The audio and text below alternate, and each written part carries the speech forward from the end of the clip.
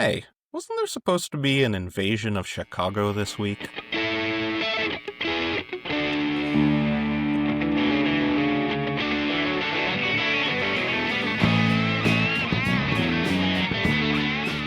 Trump was gearing up to invade Chicago with all the pomp and circumstance appropriate for, basically starting a civil war. He said a lot of inflammatory shit, as is his wont. Got an example here of a tweet from him. Is it one of those tweets where he's bringing the country together? DJ Teat, I love the smell of deportations in the morning. Chicago about to find out why it's called the Department of War. And then, it's always AI. For some reason, it's always AI. Probably because AI can get his hands looking like this, as opposed to sort of the corpse hands he has now. And what do you think about this? Chipocalypse now, Shypocalypse now. I think Is that the portmanteau you would have gone with? No, Was it dude, like there's already an established shitcogalypse one. now? There's already Chirac, dude. Yeah, but that doesn't go with the movie. And he wants to, he wants to, he wants to invoke the idea of napalming an American city. I think he's losing his edge, I think this is just weak sauce. That's unpronounceable. Do you think it's the stroke? Maybe. that might have taken him down, taken him backwards. Yeah, another reason he's always using AI imagery of himself is because the reference images for Donald Trump don't have a sagging face on one side. Yeah, so you were mentioning earlier, this is kind of business as usual. It's bad. The president shouldn't be glorifying war against an American city, but how do we rate this in terms of Trump's past calls for race war? Wait, is this a race war? I thought it was a war against the city. Chicago, he's targeting Democrat cities. You could also interpret that as urban areas with higher numbers of ethnic minorities. I think that's the main point of any of it. Or this, it maybe with the assault on Hispanics, but I don't think he's... Sure. You could, you couldn't. It doesn't seem like you're interested in it, but how do you rank this among his calls for civil war? About normal for him. Unhinged for any other president or anyone who should be president, but it's not crazier than when he said Democrats should be shot or whatever. Right. I guess it's with each of these city, bringing the military into all these cities, I get desensitized to it, and so in some extent, this. Right, it is an outrage. It should be, illegal. It probably is illegal. It's obviously, stupid and inflammatory and all that stuff. But I kind of feel like we've seen it happen twice. And at least so far, it's mostly been stupid and wasteful. I don't think it's helping him politically. I don't think he's actually positioning himself better in the case that he does try to coup. I don't think it's actually working for him. As always, David, bringing out the choicest little bit of an example of how fascism wins. He's he's brought out the military twice. I guess we're just used to it now. I'm no, don't get fucking used to the military in your city. Well, but the lesson that we learned about this. So this is Trump wanting to send the military into Chicago. And you know what happened? They resisted and he backed down. This is not them getting used to the idea. This is them fighting back and succeeding.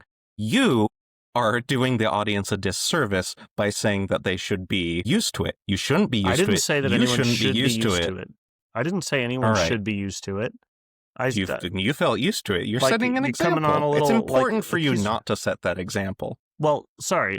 What I mean is my personal stress, the hurt that it is causing me physiologically. I've adapted on that front. Here I am letting authoritarianism win. Thanks, Phil. But I'm not saying this is okay, but I also am saying that I'm not sure that it's actually helping him. So what's your suggested action? I'd love to hear what it is they did. I don't like it. I don't like it, Phil. Well, I don't like it either. I'm glad you don't like it. And I just wanted to make sure we weren't getting used to it, because that's how they get you, as they say in the biz. But yeah, I don't want to mark this up as a total win. He's still sending troops somewhere. He found a Democratic city that he could pick on, basically. He's sending the troops to Memphis because, unlike in Chicago, they have a Democratic mayor and a Republican governor. U.S. President Donald Trump said in Fox News interview on Friday that he will send the National Guard to Memphis to address the crime concerns with the support of Governor Bill Lee. Tennessee Governor Bill Lee said, "When it comes to the crime issue, blue state governors are as useless as a milk bucket under a bowl." Yep. You can use So, a milk quick. bucket to collect piss. Quick, Pretty useful. homespun roast off. Go, go, go. I'll start us off. That Governor Bill Lee is yellower than a straw basket full of mama's custard.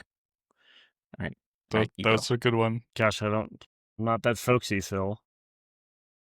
When it comes to the crime issue, red state governors are as hypocritical as a Yankee carpetbagger. Hell yeah. That Bill Lee feller would sell his meemaw for a fancy hat and a 3-legged mule. Come on, David, you can do it. I'm sorry, I'm still annoyed. No, I mean, like, to me, this makes perfect sense about him going to Chicago. Like, what I was trying to say was that I don't think it's effective for him to do it. So so when asked how to rank it, I'd rank it not as freaked out as some of the earlier ones. And now he's going into Memphis. I mean, so, like, part of the point of all this is to get away with shit. And so he's going somewhere where he's going to get away with it. So this is bad. I think him going to Memphis is probably pretty harmful. I guess I'm just surprised to hear you say that because you've identified that the point of this exercise is to push and get away with things, right? Like, so you've identified that he's just increasing his ability to use the military to crack down on the people. But like, well, he's trying to do that, but it's not working. Well, right. But like getting used to the military presence, like if people start thinking like that, then like it's going to allow him to push more. What are they supposed to do? They push back legally, right? Like push back in court, wait it out. But don't comply.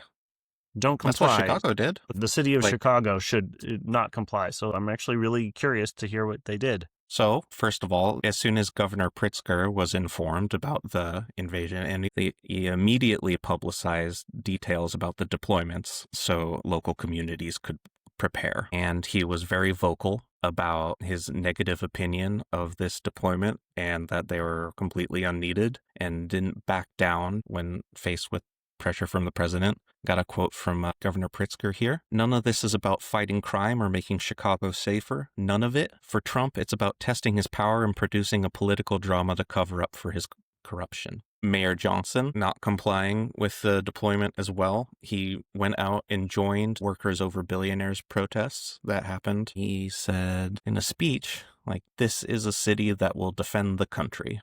You know, putting it out there that like they're identifying themselves as the front lines in the fight against the federal incursions. And community members were finding creative solutions in addition to like protests. Like people are driving around box trucks with video billboards on the sides, like with Know Your Rights messages to equip residents with information in case ICE knocks on their door, finding ways to like house people who would potentially be targeted, that sort of thing. Yeah. And it helps a lot more when you have the cooperation of the state government and the city government to back you up with that sort of thing. Yeah, good for them, dude. Yeah, I mean, right. So like, yeah, obviously like mayors and governors should be vocally talking shit about this stuff. So, I mean, and I vocally talk shit about this stuff too. So anyway, I'm sorry to keep hammering on this, but I don't know what it is that I said that makes you think that I'm the capitulator who's enabling authoritarianism. How do I rank it? You're getting used to it. You shouldn't get used to it. Well, and I'm getting used to vocally talking shit about it, right? That's just sort of the nature of getting used to things, dude. If something happens a bunch of times, even if it's a bad thing, like you kind of get used to it. Mm-hmm. Yeah, it just seems like an instinct you need to fight, you know? Because like that refrain of Trump won, "This isn't normal," that sort of thing. It's good to remember. It's an important part of how this resistance has to work is that people need to take care of their own psychology, right? Like, there's a bombardment of bad news coming from these guys, this illegal, insane, incompetent stuff, you know, designed to cause all these problems. Yeah, I'm not saying that this stuff is okay. I'm not saying that. I'm saying the opposite all the time, every week. But it'll cause me, like, physical harm if I'm getting actually, like, stressed by it all the time. So I think it's actually like pretty important to manage your emotions when you're specifically relevant, like when Chicago is specifically relevant because of this, that is absolutely the time for people in Chicago to turn it up a little bit. And so, yeah, good on them for loudly talking shit. That sounds right. And yeah, and I hope that it lasts. I hope they don't send the troops there. Yep. I think it bears repeating because this sometimes gets lost in this discussion that the troops or just the additional law enforcement presence even was not necessary, Totally. It strengthens the hand of the politicians and the people in Chicago to deny the additional presence of the National Guard because the crime is going down. Is it like a totally made up reason to bring in the troops?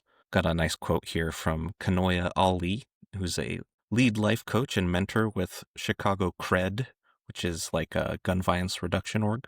He said, the outcome, a drop in crime, is already happening. The troops are already here. We are the troops. The National Guard is not a police force, which puts them 2 steps away from what is really needed in these cities with gun violence problems. They're not a police force, so they're not even doing the basic job that a government would normally do, which is to fight crime. The military kills people. The police occasionally kill people in the course of fighting crime. And then what is actually needed is community organizations, people who are going to take an understanding and actually helpful role in providing help for people who need help so they don't get into these situations where violence is the only way out of a bad situation. We've got real problems, and by being thoughtful and applying resources, you can make progress on problems, but that's not what they're interested in doing. They're interested in exacerbating problems and using problems to divide people and claiming more power for themselves. And so, yeah, I mean, it's absolutely worth repeating in this instance. And almost every time you hear a policy out of this group of people, it's like, wow, that's if you maliciously designed a policy to do the worst thing you could, it wouldn't be that far from what they're doing. Stupidity is intentional, incompetence is intentional, malignance is intentional. Yeah. This is clearly not the way to reduce crime. No, dude, just think about it. You send in the military, they shoot all the criminals, and then there's no more crimes, dude. Yeah, well, Problem what about... solved. Bing, bang, Yes. boom. Easy. Yes, and if we all just kill ourselves, then there will never be any crime again. Yes. Okay, great. You heard it, folks. He's a solution. criminal. He just confessed. I wish I didn't have to say it so many goddamn times a week, but yeah, the cruelty is the point. You just can't comply with any of the bullshit. Just relentless resistance is the only thing that will get them off your back, like the people of Chicago did. And hopefully they'll be able to do it again the next time Trump declares war on an American city, because it's not stopping. He just moved on to a different city. Republicans are going to welcome him with open arms because they also want to do the bad things to their people. Well, it works for them. Well, let's face it. Republicans are kind of kinky, right? I mean, they act like they're all anti-gay, but really they just want a strong man, to push them around. Yeah, that's why they were all saying daddy's home when Trump got elected. That's why there's all that boot licking. And if you want to be my daddy, then you should like and subscribe to InfoHazard. Click that bell. Dad, it didn't feel right because you haven't done it yet. If you do it, then it'll feel right. Father. Okay, goodbye, I love you.